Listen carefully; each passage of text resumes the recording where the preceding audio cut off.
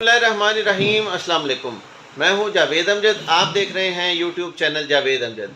आज फिर हमारे साथ मौजूद हैं डॉक्टर आसिम साहब। उनकी के जो है बहुत मसरूफ़ शेड्यूल में से हमने जो है उनसे टाइम लिया है और उनकी मेहरबानी, उन्होंने अपने कीमती लम्हात हमें जो है अनायत किए। जो बेशुमार व्यूवर्स का जो एक सवाल था वाइटल फ़ोर्स के मुतलिक वीडियो बनाई जाए, आज हमने सिर्फ़ वाइटल फ़ोर्स पर डिस्कशन के लिए डॉक्टर साहब से टाइम लिया है। तो डॉक्टर साहब ने हमें ये बताया कि वाइटल फ़ोर्स हर शख्स में मौजूद है, हर पेशेंट में मौजूद है, लेकिन इम्यूनिटी हर इंसान की डिफरेंट है। उसी इम्यूनिटी को मद्देनज़र रखते हुए डॉक्टर साहब हमें अपने कुछ जो पेशेंट्स की हिस्ट्री है वो भी शेयर करेंगे और उस हिस्ट्री के अगेंस्ट जो मेडिसिन उन्होंने रिकमेंड की और उससे क्या खातिर ख्वाह रिज़ल्ट्स मिले, वो आज हम डॉक्टर साहब से जो है डिस्कस करेंगे। तो मैं आपको पहले भी बारहा कह चुका हूँ कि डॉक्टर साहब का नंबर स्क्रीन पे मौजूद होता है। आप बिला झिझक उनसे रब्ता करके अपने मसाइल के हल के लिए आप जो है उनसे टाइम ले सकते हैं, मशावरत कर सकते हैं। आप अगर कहीं दूर दराज से हैं, पाकिस्तान में कहीं से भी हैं, आप उनसे फ़ोन पे रब्ता कर सकते हैं और अपना जो है मामला उनसे डिस्कस कर सकते हैं। तो आइए डॉक्टर आसिम साहब से बातचीत शुरू करते हैं। अस्सलाम वालेकुम जी। वालेकुम सलाम जुवेद भाई, क्या हाल है? ठीक है जी, अल्हम्दुलिल्लाह। आप ठीक हैं सर? हाँ जी, जुवेद भाई आपने टाइम दिया है, माशाल्लाह बड़ी खुशी हुई है। मेहरबानी सर। आज हमारा तीसरा सेशन है। जी, मेहरबानी। तो बहुत सारे दोस्त हमारी होम्योपैथिक कम्युनिटी है, उसमें हम आज अफ्तारी के टाइम बैठे हुए थे, तो वहाँ पे हमारी थोड़ी सी ना डिस्कस शुरू हो गई। एक हमारे बहुत ही प्यारे दोस्त इजाज़ वाला साहब की वालदा फौत हो गई थी, अल्लाह पाक उनसे मग़फ़िरत फरमाए। ताज़ियत करनी थी। तो दोस्तों के अंदर शुरू हुई, तो उन्होंने ना चंद एक बातें पूछी कि डॉक्टर साहब आपने एक वाइटल फोर्स का नाम लिया है, तो ये वाइटल फोर्स क्या चीज़ है? जवेद भाई, वाइटल फोर्स हमारे जिस्म के अंदर रूह का नाम है। वाइटल, बाद ऑथर्स ने वाइटल ऑफ डायनामिक्स का नाम दिया है, बाद में वाइटल फोर्स का है, बाद में रूह का नाम दिया है, ठीक है। और इसका जो मेन मकसद ये है कि होम्योपैथिक में मर्ज़ का नहीं, मरीज़ का इलाज किया जाता है। जैसे मैंने आपको अपनी वीडियोस के अंदर बताया है कि होम्योपैथिक इलाज बिलमिसल है। जब तक हम दवाई की तशख़ीस, दवा का इंतखाब अलामात के मुताबिक, मरीज़ की अलामात के मुताबिक दवाई नहीं तशख़ीस करेंगे, होम्योपैथिक तरीका इलाज के अंदर मुकम्मल शफा नहीं मिलेगी। बाद मेडिसिन होती हैं जो मावन होती हैं, जो आर्जी तौर पर काम करती हैं। जैसे आज मेरे एक भाई थे, उन्होंने कहा कि आप BM की डोलोएक्स मेडिसिन क्यों नहीं इस्तेमाल करवाते। एक दोस्त है, उन्होंने कहा डोलोसिड इस्तेमाल करवा ले। तो इसी तरीके से क्वाल्टम टेबलेट्स है एक दर्द के लिए, इसी तरह बेलाडोना MS की है। बहुत सारी मेडिसिन हैं, बड़ी बड़ी कंपनी है, मसूद है, पाल है, कैंट है, मैक्टम है, ब्लोसम है। तो असल में क्योंकि मैं क्लासिक होम्योपैथिक के ऊपर बात करता हूँ, तो आज मैं आपको थोड़ा सा ये बताना चाहता हूँ कि वाइटल फोर्स क्या है। जवेद भाई, अगर 10 अफराद हमारे पास मौजूद हों, तो 10 के अंदर वाइटल फोर्स मौजूद है, लेकिन इम्यूनिटी के अंदर फ़र्क है।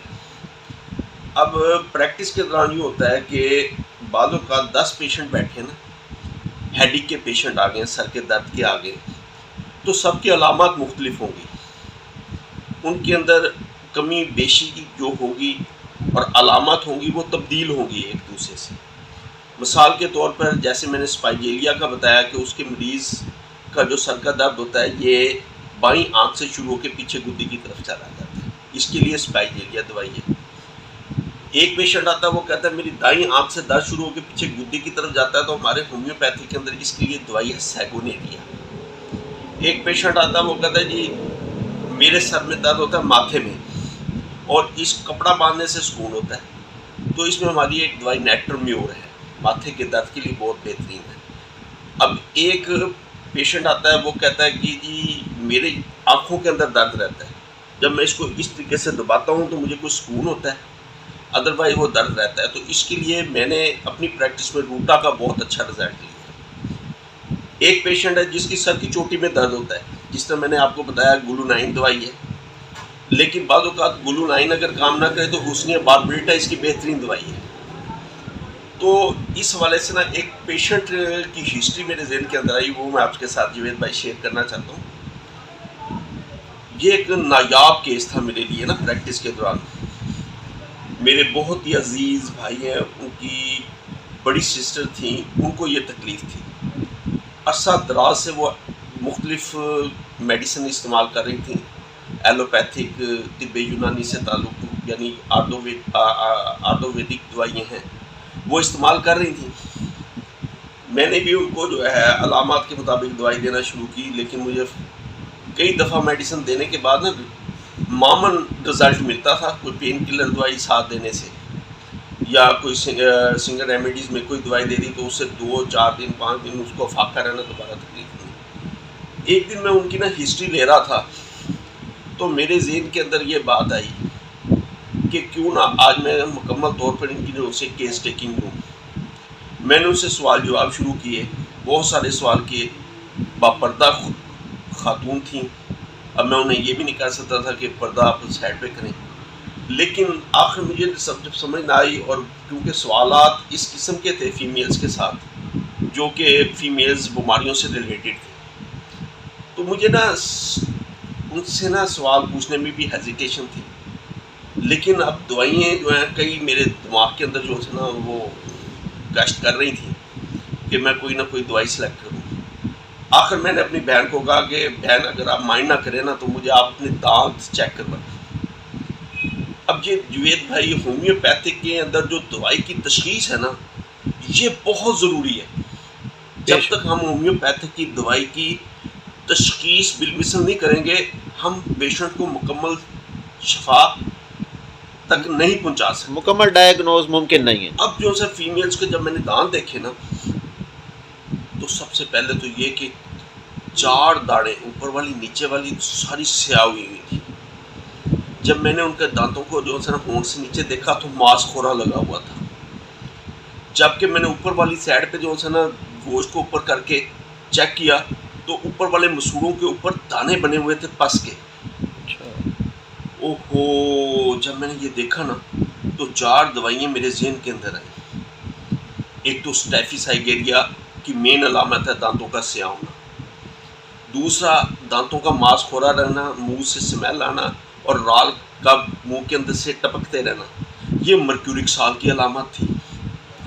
तीसरी जो अलामत थी वो ये थी कि गलने सड़ने का अमल, दाढ़ों के अंदर वरम, सोजिश, अब ये क्रियाजोट के अंदर भी जा रही थी। और चौथी अलामत, क्योंकि इन्फेक्शन थी तो नारसोट्स का भी सहारा लेना था, उसमें पैरोजिनम दवाई मेरे ज़हन के अंदर आ रही थी। और बायोकेमिक सॉल्ट की सबसे बड़ी दवाई कालीफास, क्योंकि मुतफ़न और असाबी कमज़ोरी, असाब के अंदर कोई भी इन्फेक्शन तो उसमें कालीफास बहुत बड़ी दवाई है बायोकेमिक सॉल्ट की। मैंने क्या किया, पेशेंट की हिस्ट्री लेके ना सिर्फ 2 दवाइयाँ सेलेक्ट की, एक पैरोजिनम 1 के अंदर और दूसरी दवाई कालीफास 6x। जुवेद भाई, अल्लाह रब्बुल इज़्ज़त ने ऐसी शफा दी कि 7 दिन के बाद जब वो मेरी बहन दोबारा मुझसे दवाई लेने के लिए आई अपना चेकअप करवाने के लिए, तो वो हैरान थी कि इतना अल्लाह रब्बुल इज़्ज़त ने उसको शफा दी, इतनी वो खुश थी कि जिसकी इंतहा नहीं। और वो माशाल्लाह आज इस बात को 4-5 साल हो गए, उसके बाद उसको ये तकलीफ़ जो है ना वो ख़त्म हुई। तो आखिर में मैंने उनसे एक अलामत भी पूछी। मैंने कहा मेरी बहन, आखिर में एक अलामत पूछना चाह रहा हूँ, अगर वो बता दें ताकि मेरी रहनुमाई जो है ना वो हो जाए। मैंने कहा आपको ये जो लकूरिया था शदीद स्मेल वाला या बदबू वाला तो नहीं था? तो उन्होंने बताया कि भाई इस बात से तो मैं बहुत ज़्यादा परेशान थी, लेकिन आपकी दवाई ने इस परेशानी को मुझसे दूर कर दिया। तो यानी कि स्टडी करने से आया कि यूट्रस के अंदर इन्फेक्शन के बद असरात, इसीलिए कि उसका सर जो है चोटी से खोलता था, तो उसमें मैंने सेमिसिफुगा भी दवाई दी, इसी तरह नीचे बोझ पड़ता था, सीपिया दवाई दी, इसी तरीके से लुकोरिया का मसला था, एल्टस फेरिनोसा दी, यूट्रस की बहुत ज़्यादा कमज़ोरी थी, 2-3 TNC भी हुई। तो यानी कि कहने का मकसद ये है कि होम्योपैथिक बिल मिसल मेडिसिन जब सेलेक्ट होगी तो दवाई जो है ना फ़ौरन असर करेगी, चाहे कितना भी पुराना मर्ज़ हो। जिस तरह भी मैंने आपके सामने अर्ज़ किया कि सर के दर्द के लिए, अब ये सर का दर्द ये आगे की तरफ हो पीछे की तरफ ना हो, तो इसके लिए कैनबिस इंडिका जो है वो बहुत कमाल दवाई है। बाज़ पेशेंट आते हैं जिनको सिर्फ पुड़पुड़ियों के अंदर दर्द होता है, तो इसके लिए जो है अगर हम स्टडी करें तो स्टेफिस हाइगेरिया बहुत बड़ी दवाई है। बाज़ पेशेंट की गुद्दी से ये दर्द हो के ये पुड़पुड़ियों के अंदर आता है, तो उसके लिए हमारे पास इलियम स्टाइवा वो बहुत बड़ी दवाई है। और अगर ये गुद्दी में ही दर्द रहे और इसके वजह से चक्कर वगैरह आए या कह लें कि बेचैनी बहुत ज़्यादा हो, तो जेलसीनियम दवाई बहुत ज़्यादा काम करती है। तो अगर ये खाली पेट सर के अंदर शदीद दर्द हो पूरे सर के अंदर, तो उसमें एनाकॉर्डियम एक बहुत बड़ी दवाई है। तो इसी तरह मैं बता रहा हूँ कि जितनी अलामात मैंने आपके सामने शेयर की हैं ना, तो ये मुख्तलिफ मरीज़ आके अपनी ज़ुबान से बताते हैं कि हमें ये तकलीफ़ है। तो ये तकलीफ़ उनकी वाइटल फोर्स में हो रही होती है। मादी जिस्म ये जो एहसासात पैदा होते हैं ये वाइटल फोर्स के अंदर पैदा होते हैं। तो अगर 10 पेशेंट हैं तो 10 की वाइटल फोर्स मुख्तलिफ है, लेकिन इम्यूनिटी मुख्तलिफ होती है।